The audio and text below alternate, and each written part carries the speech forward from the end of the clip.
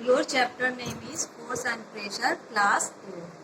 आज हम लोग पढ़ेंगे कि फोर्स और प्रेशर है क्या। जैसे कि आपने पिछले चैप्टर में पढ़ा होगा कि कोई भी बस जो है वो मूव करती है, तो मूव कैसे करती है, जब तक कि उसके पास फोर्स नहीं होगा।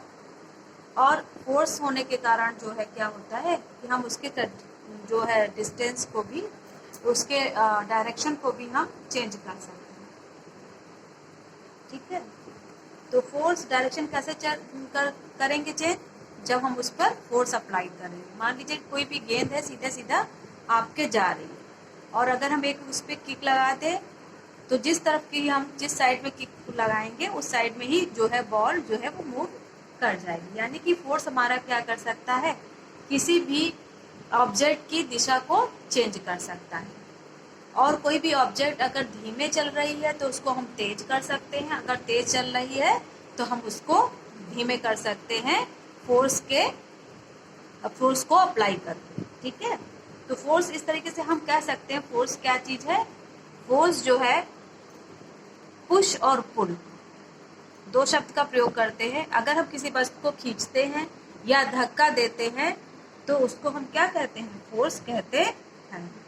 और फोर्स हमारी किसी भी वस्तु को मूव कर सकती है, किसी की वस्तु की डायरेक्शन को भी चेंज कर सकती है। वस्तु मतलब ऑब्जेक्ट के डायरेक्शन को भी हम चेंज कर सकते हैं और उसके गति को भी, यानी कि मूवमेंट को तेज या धीमा कर सकते हैं। किसके कारण से कर सकेंगे ऐसा, फोर्स के कारण। ठीक है, तो फोर्स हमारा क्या है, पुश एंड पुल है। अब फोर्स का इफेक्ट क्या होता है, हम लोग इफेक्ट ऑफ फोर्स पढ़ते हैं कि फोर्स क्या प्रभाव डालता है।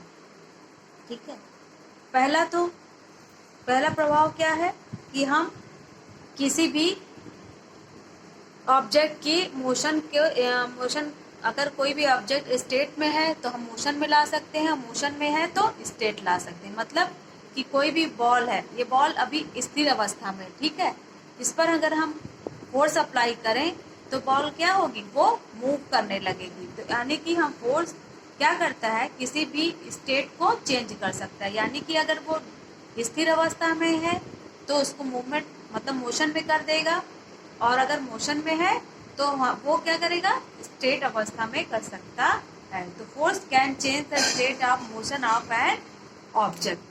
दूसरा चीज है कि force change the speed of a moving object. यानी कि कोई भी वस्तु जो है वो चल रही है, धीरे धीरे चल रही है, तो अगर हम उस पर फोर्स अप्लाई करें तो उसको तेज तेज वो मूव करने लगेगी। यानी कि बॉल अगर है यहाँ पर, वो धीरे धीरे चल रही है, एक किक और लगा दे तो क्या होगी, बहुत फास्ट चलने लगेगी। ठीक है, नेक्स्ट आपका है force can cause an object to turn the change direction.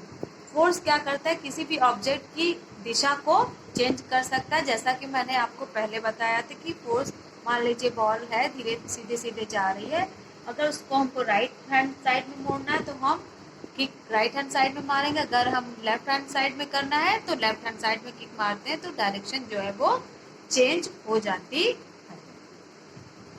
Next है force can cause an object to change shape.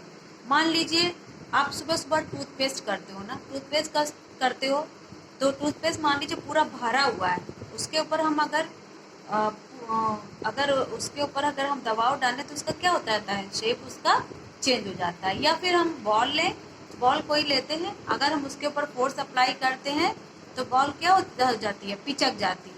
तो ये किसके कारण हो रहा है, फोर्स के कारण हो रहा है। तो फोर्स हमारे किसी भी ऑब्जेक्ट के शेप को भी आसानी से चेंज कर सकता है।